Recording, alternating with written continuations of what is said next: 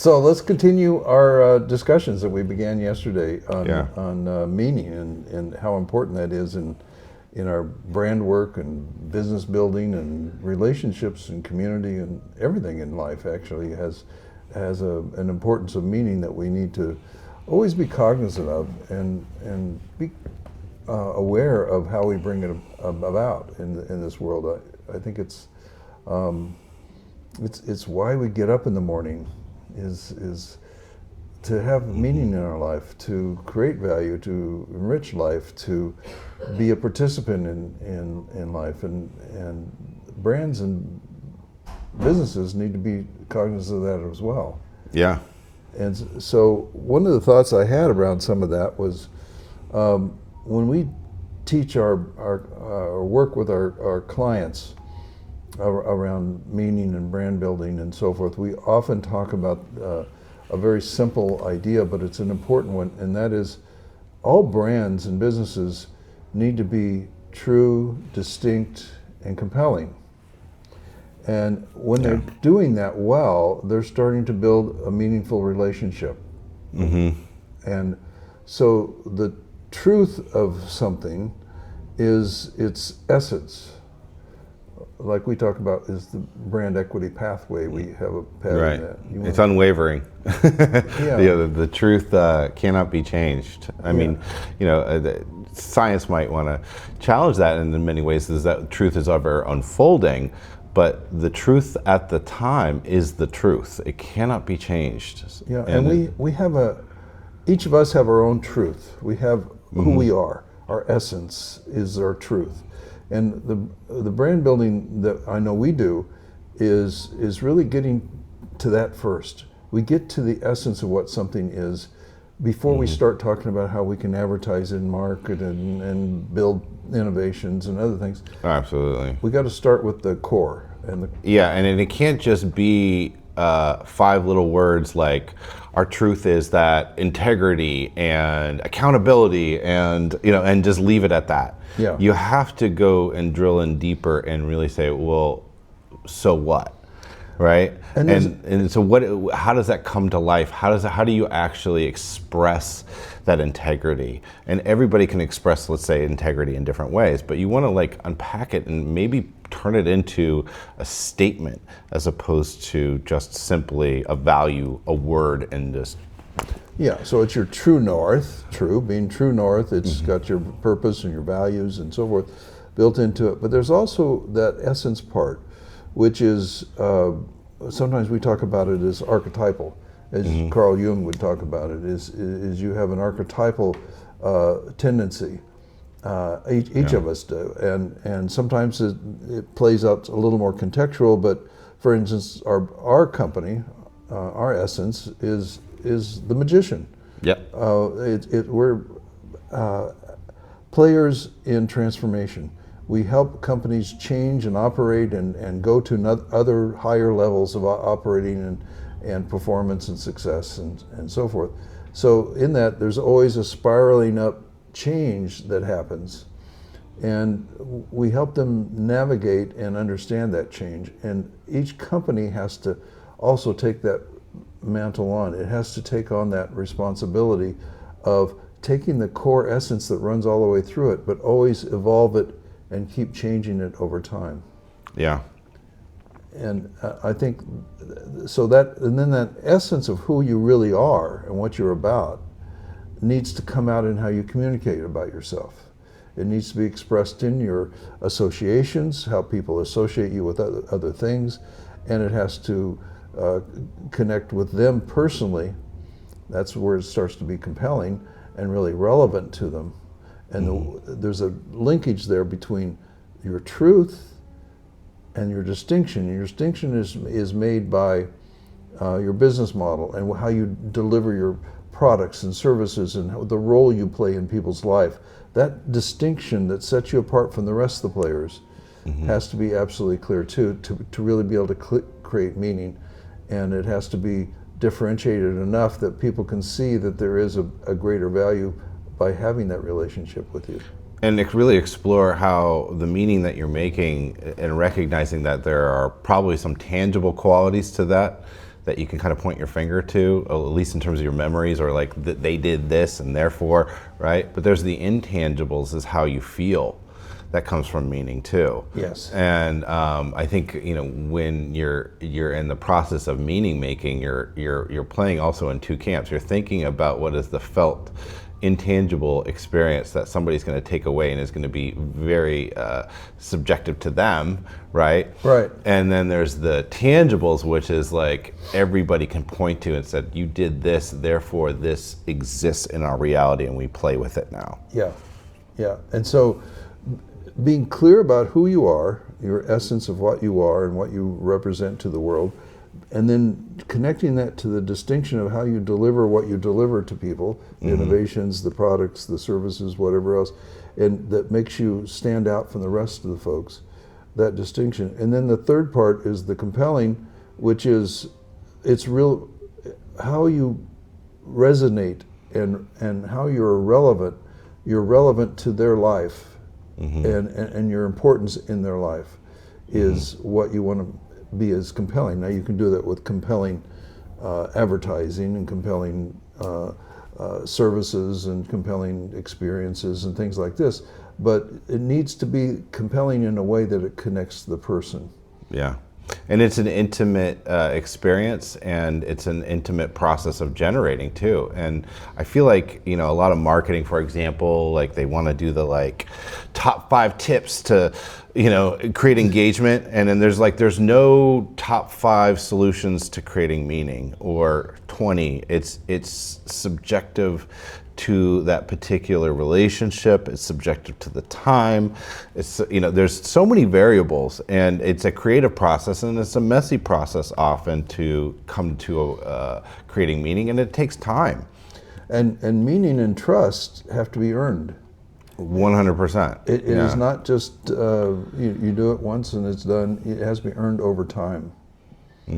So let's just talk about, we were talking earlier about different examples of brands and so forth, and everybody can think of their favorite brand and say, why is it really true? What's the truth of that brand? What makes it really distinct, and why is it so compelling to people? So think of your favorites, like let's say it's Apple or Nike or whatever favorite brand that you have, and really think about what it's about. But we were discussing earlier a brand that we both know, which is Patagonia. And you did some projects with Patagonia, and Yeah, I was very lucky. I feel very blessed still to this day to have had them, to call them a client. And the thing that I would say, just from kind of like a 30,000 foot view to talk about Patagonia, is they had so many touch points for generating meaning and creating meaning in people's lives. And I think we can all think of some companies right, you know, now that where they had really great customer service, but maybe they weren't actually living that truth also within their own, internally and within their organization from an HR standpoint, like really taking care of their employees, they're taking care of their customers. Or sometimes we've heard the opposite, where a company takes really great care of their employees, but their customer service is just garbage, and you're, you know, on an automated phone call forever.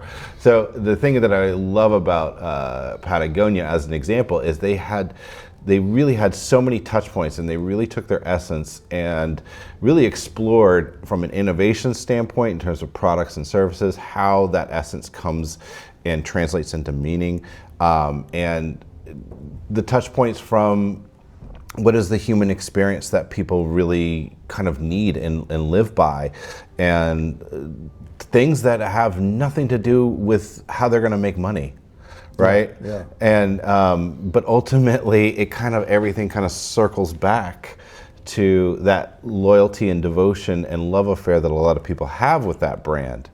And the truth of their brand, their essence, their whatever is that it is the truth of living a life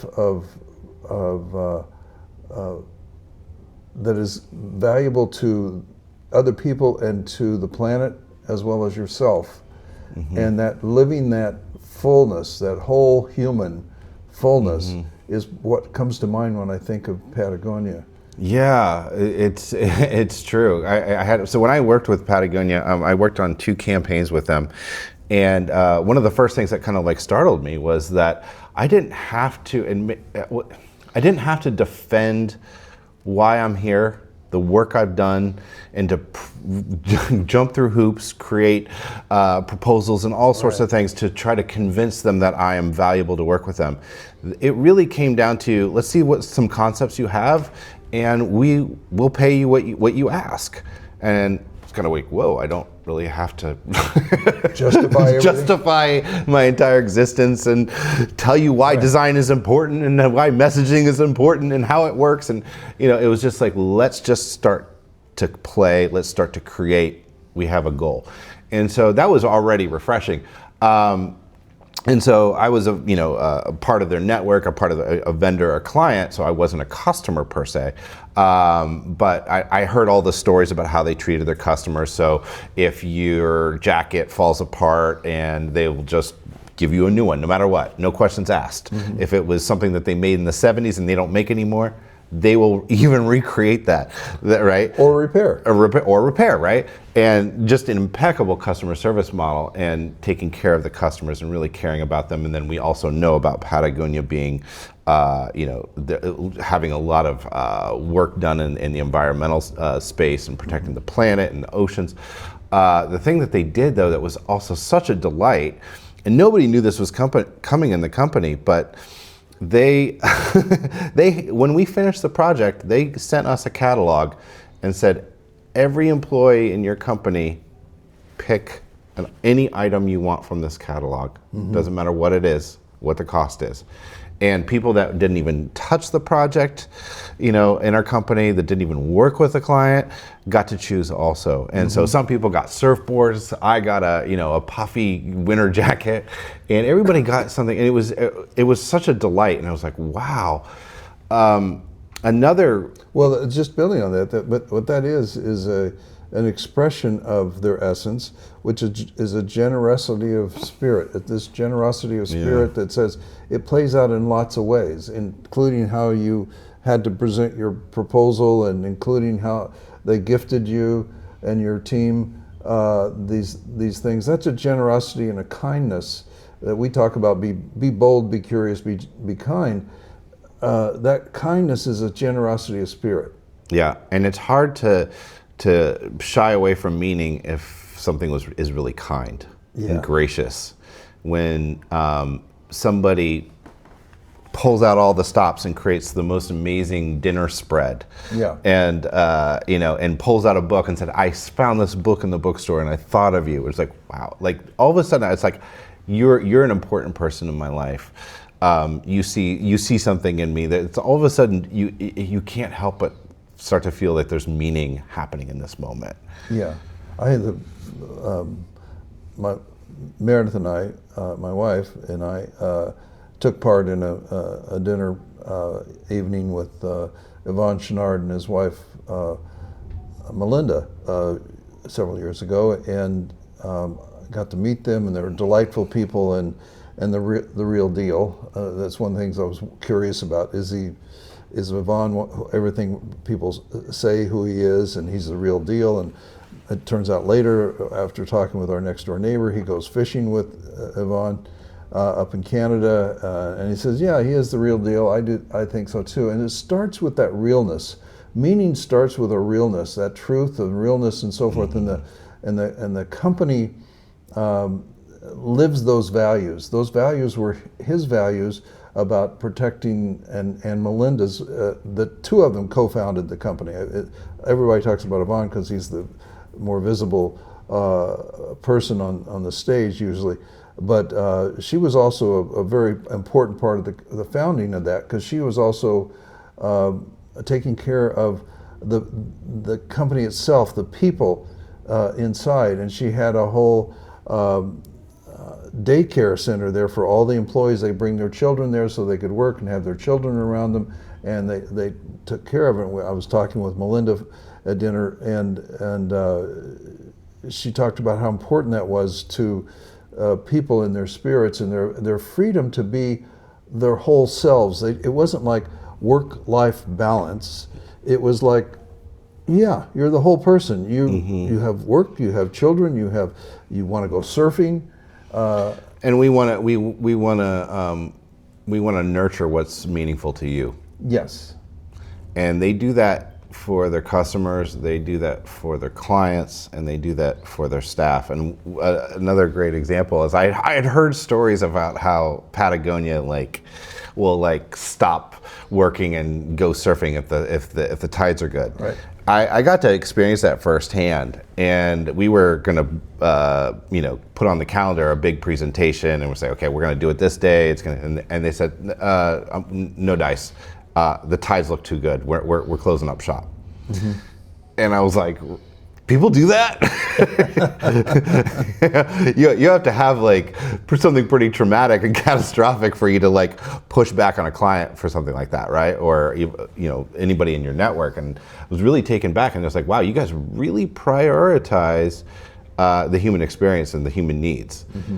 And so that meaning to their people, which translates to meaning to what they do, which translates to the meaning they provide their customers out in the world, that starts with the heart of the truth of who you really are. Yeah. And nurturing that and really holding to those values. It's not just like a plaque on the wall that I see so many times. I walk into a company and I ask them what their values are, and they say, right. "Oh, it's on a plaque in the training room. What does it say?" And I so ask them, "What does it say?" And they go, "I don't remember exactly. Something about integrity and right. excellence and excellence." And I know, okay, I value excellence. Yes. That makes me chuckle. Yeah. So anyway, it really needs the meaning really starts with us. Yeah. As human beings and our generosity of spirits, the love that we carry into the world. It's an expression of love.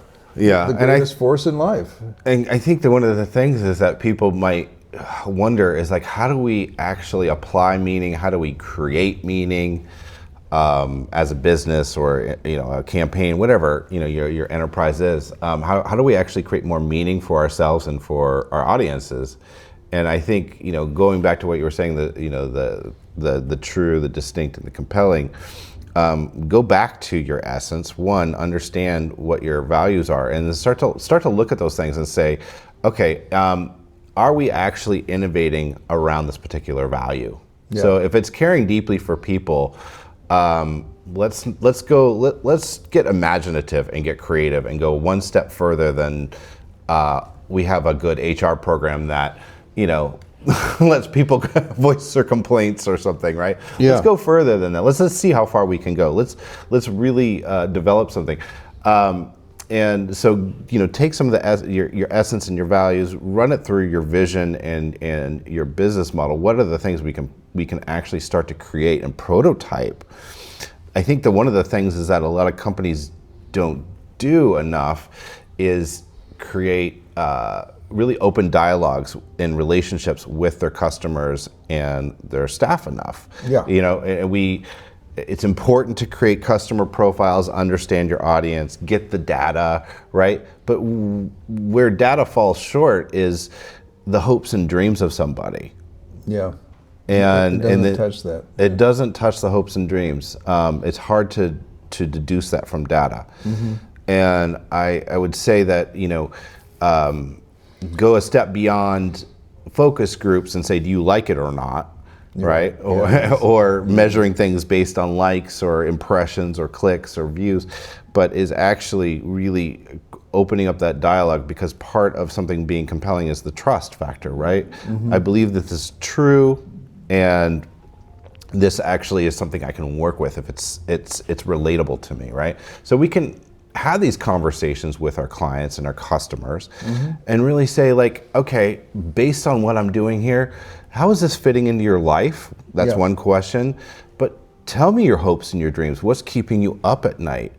If you had a magic wand, what would you do, to make life more juicy and more enjoyable for yourself and your colleagues? Yeah. I think that's one real kind of tangible way to start to explore meaning. And that's the way to move that distinction of the brand and the business and the products to the compelling. And the compelling is about the storytelling both ways. It's a two-way street. Storytelling is not just you telling your story to them, but them telling their story to you. We were talking yesterday about customer service and care and so forth. And the real ones that really do well, like we worked with Land's End years ago, and they have an amazing customer care service center that not only are they good with it, but other brands like Ralph Lauren and others ask them to handle their customer service because they're so good with doing it. And what they're good at doing is listening and really caring about what people are saying. And then those come back to stories that then you can use to help others understand who you really are to them, not just we're some khaki pants and a polo shirt, but what you really are to them, and it makes it more meaningful. As you get into the more meaningful things, it then pushes the meaning into how you behave in your own community. Land's End was a great example. We were talking about sustainability and regeneration with the top team, and we started really saying, it's more than just sustainability, it's regeneration. It's how do you bring back something more than you took out, and not just polluting and things like this, but what do you actually add back into the value? And as we got into that exploration, one of the VPs said, I really want to help honcho this thing. I want to help move this along.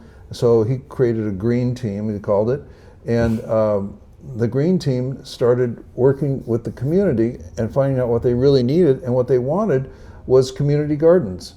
And so they started creating community gardens, and the employees worked in community gardens, the community people worked in the community gardens, and everybody was connecting with everybody into a community. That company at that point was just an average company that recycled some plastic bottles and other things. They were not bad, they were not great at that point. But within 2 years, they were recognized as the greenest company in Wisconsin. Because they brought that value system, that love system, that compelling part of heart and whole human back into the company and said, how can we express that? I think some of the, and it's kind of simple in some ways, but is that, some of the most meaningful things in our life, or the things that generate a lot of meaning, it's pretty clear, at least for me, and I think a lot of people, is that a lot of that is associated with things that were loving and kind.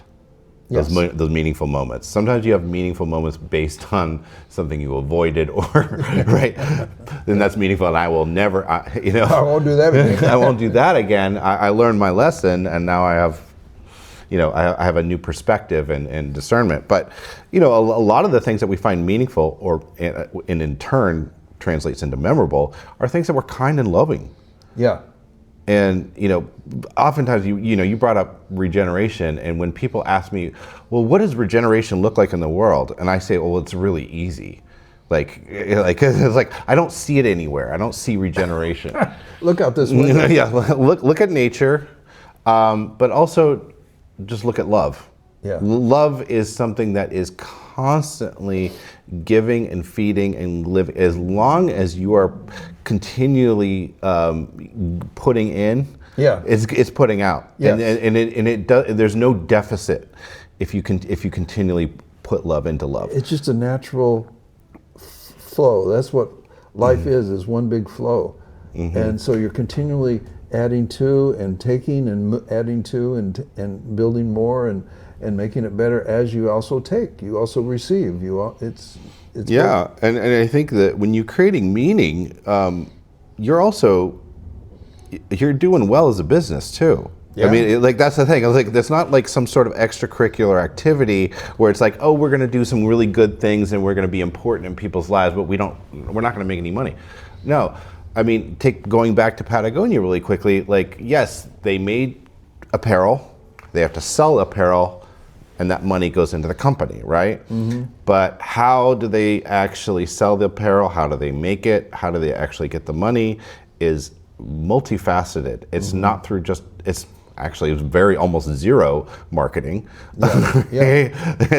They don't really have marketing in the traditional sense, but it is these stories that you and I are talking about of how Yvon Chouinard and his wife and everybody, and how they've actually lived up to their values, how I had this personal experience working with them as a client, and me and my entire team got to pick out surfboards and jackets, you know, and I guarantee you that out of those experiences, I've told other people, now Patagonia is in their mind of something, maybe I should consider them for my next jacket. Yeah. The next time I need something like that, I'm going to go to Patagonia.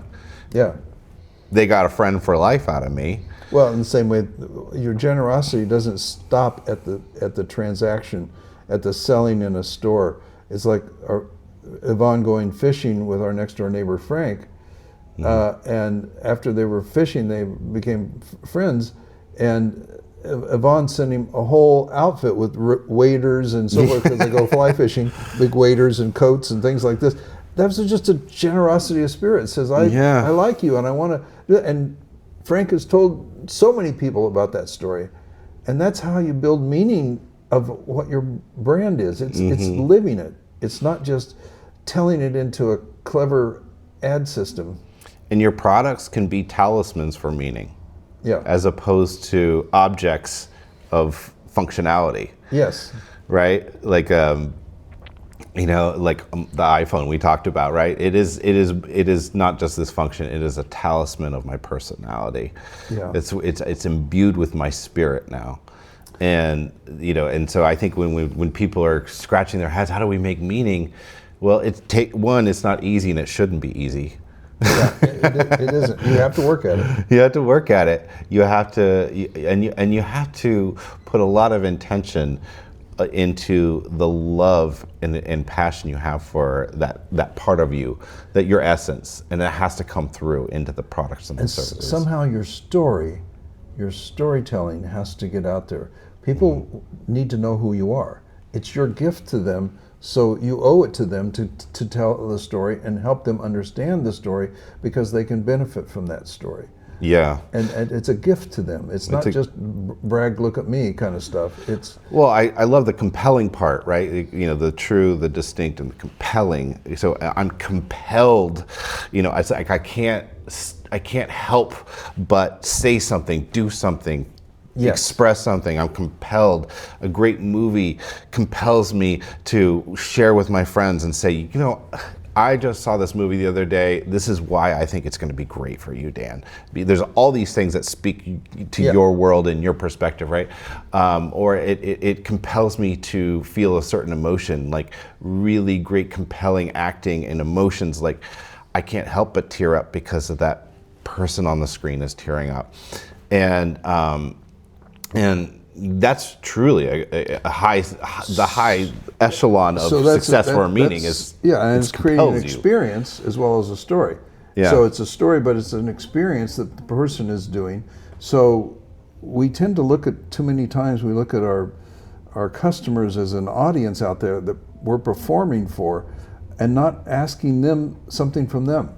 We need to ask something from them as well, to reciprocate, to share, to give a coat like they did in the Patagonia example. Give a coat because they needed coats in the cold weather in New York City, and so give a coat. And so this is what we need to ask more of each other in creating meaning. You can't have a good friend and have a meaningful friend if you're not reciprocating and ask for an exchange there. It's not just, hi, we're having some dinner and some wine.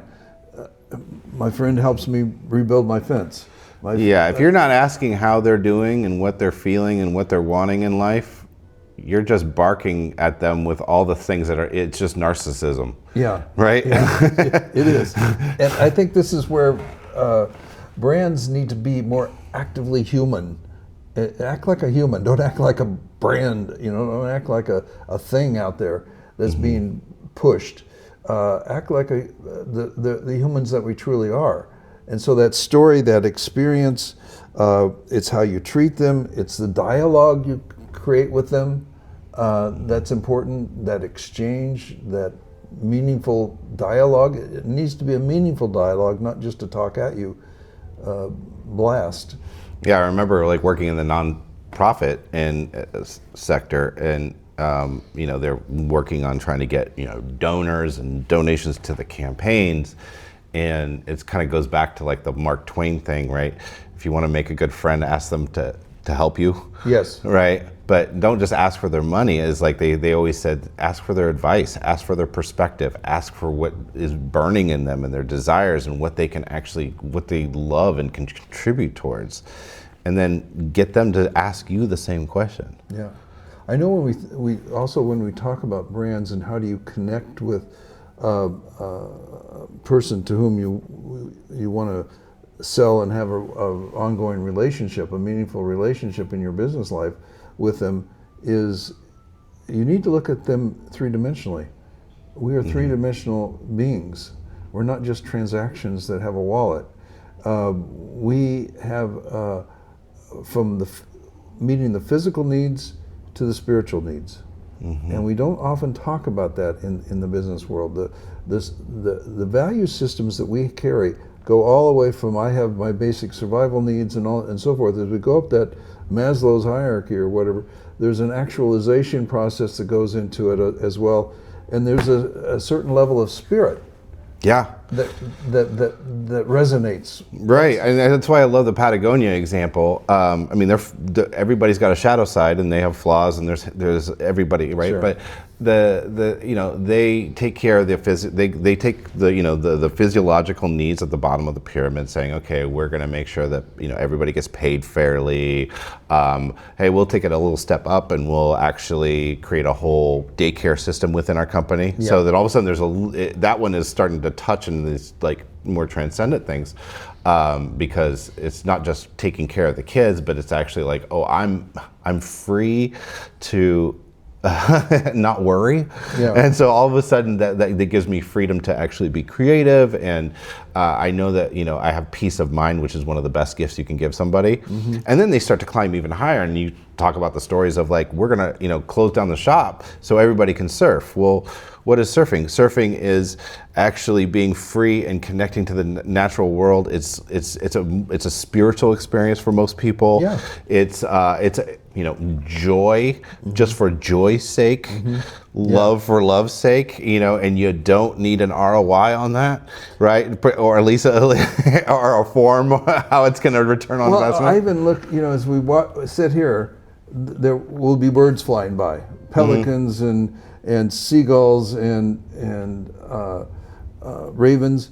You watch the ravens, for example. Yeah, they need to do their hunting and finding and so forth that they have to do to survive, and that's the physical needs they have. But you watch them; there's pure joy in how they tumble and flow and play. And they're so mischievous with each other, and they egg each other on and taunt each other, and it's just hilarious. But then they'll fly over us, and they'll be playing, and then just tumbling, and just for the sake of joy. Just for the sake of experiencing it. Yeah, and that's, this is one of the things that, when you can have multiple touch points of how your values come to life in terms of creating meaning, from the baseline all the way to the high transcendence, you're really cooking with peanut oil. I mean, you're really, you're touching on all these things that really matter, and you can't mistake it. It's not lukewarm. It's hot. It's frying. It's juicy. Yes, and it begins with how we do things internally, and how we treat each other internally.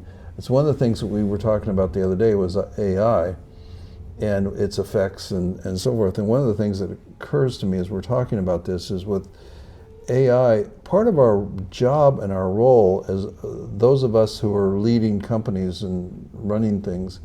Institutions of any kind, owe it to our people to not just help them learn how to use ChatGPT or something they're going to learn, or recognize the fact that several of them will lose their jobs to some algorithm or robot or whatever. It also is the same. This is an opportunity to find what is more meaningful in our work. So it's not just, oh, that particular function can be replaced that accounting function or that data entry function or whatever can be replaced with a machine, fine, but what is coming out of the people? There's so much creativity, joy, and love that people naturally carry within them.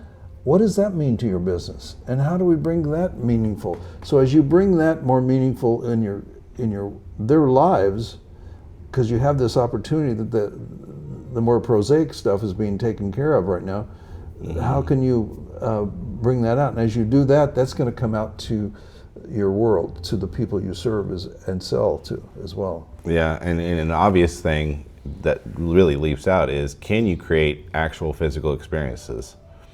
And I mean that like where it requires your human body to actually get up and be in proximity of other humans. Yes. Yes. And do something, touch something, talk about something, and because we've put ourselves in behind the screens. Yes. And we've put we've with the convenience of clicking a button, we've taken away a lot of the visceral and curious qualities of learning and the clumsiness and struggle of that. So there's one thing that right now is, if I go to a barbecue, I don't expect AI to be there and flipping the burgers for me, right? At least at this moment, right? And telling me about how tough a day it had or how excited it is for tomorrow, right? I'm going to get that from human exchange, and I'm going to get that from being in the natural world and in the environment. So I think there's a really kind of quick solution to a lot of these things is, can we just start making more tangible experiences, because it's already something that's going to be in contrast from our digital. Yeah, and in that process, creating community, a sense of belonging to something important, a higher purpose, a feeling like I'm a part of something that's doing something important in the world, that's adding to it, and I feel good about coming to work because I'm doing that, and I feel good about the relationships I have at work, and I feel like I belong to something. I'm not just plugging in my time and plugging away at a computer night and day. So companies have to rethink community and rethink the meaning of what a company is. It's about sharing bread. That's the basic word of company. And so it's the sharing of bread. So how do we do that? When we worked with UCLA with the neuroscientists there several years ago, and we've done a bunch of projects with them, and as we were working with them, they said, well, we want to build a new center. We got some funding, we're going to build a new center. And so we worked with some of the leaders there and said, so what do you want from this? Let's talk about the vision of it and so forth. The very first thing they said is food. Neuroscientists. There's doing amazing stuff. Food, because we know that brings people together. Yeah. And we need to work together to exchange our science and exchange our learnings, right, and have this sense of community in it. So that was bringing meaning right away, the very first thing, before they said, well, how we'll lay out the labs and how we'll set up the different wings of the building and so forth like this. Let's just start with food. Start with food. And food is meaningful in our lives because food represents a connection and a sense of love that's shared. And so all this stuff comes back to being fully human. How do we be fully human in our world, in our work, in the way we design our new buildings that we're going to build? How do we become more fully human, and then bringing that out, because that's what brings meaning to all of our stuff that we're working with. Yeah, and meaning shouldn't feel like hard, laborious work, right? I mean, it might take effort. Yeah, it takes effort, and I'm not saying it's easy, but it shouldn't feel like labor, right? It's not performative. It should feel, if you're, whatever you're doing in the community, it should be, if it's truly part of your essence and your values, you wouldn't have any issue getting started, putting intention into it, and then having some fun. And meaning is not the icing on the cake, it is the cake. It is the cake. It is the cake. So with that, I think that's kind of a rap on For now. meaning, but seriously, as people think about how do I go about doing this, do it as a human being would do it, and find out what's important to yourselves and your people, and how to bring that meaning, and then how to translate that into your business model, and then how to translate that into your marketing, your advertising, or whatever else. Bring those all the way through. But yeah, and I would say, like, honestly, if we're talking about this, and if you're curious as somebody watching this video right now, like, give us a call. If I would love to hear from people how they're actually making meaning, right, or where they're struggling.